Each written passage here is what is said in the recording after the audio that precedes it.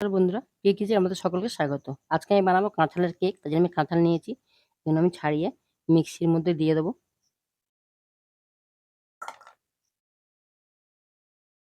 এইভাবে সবকটা আমি মিক্সির মধ্যে দেবো। কাঁঠালটা আমার পেস্ট করা হয়ে গেছে। আমি ঢেলে নেব। এখানে আমি জল ব্যবহার করব না। এর মধ্যে দিয়ে দেবো ১ কাপের একটু কম চিনি গুঁড়ো করে নিয়েছি। চিনির গুঁড়ো। এটা আমি খুব ভালো করে মিশিয়ে নেব।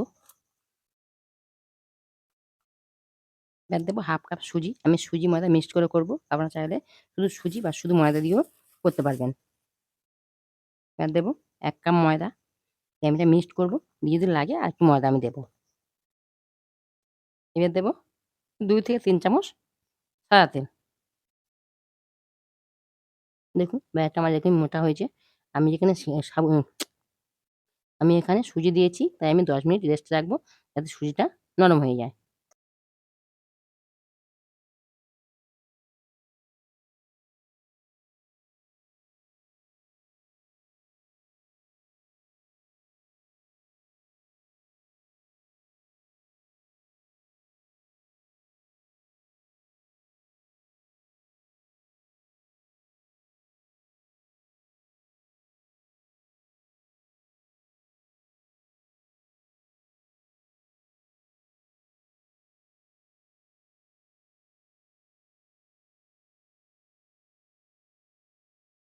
এবার এটা আমি একটু ট্যাপ করে নেব।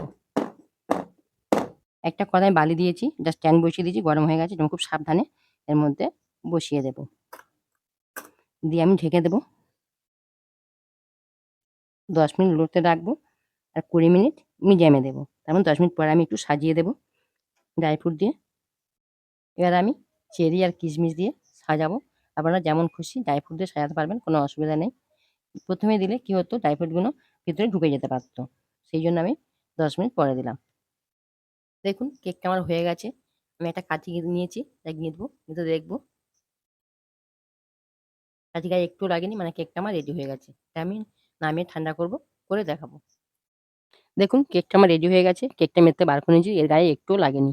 সহজে বেরিয়ে এসছে। এবার আমি কেকটা একটু কেটে দেখাবো।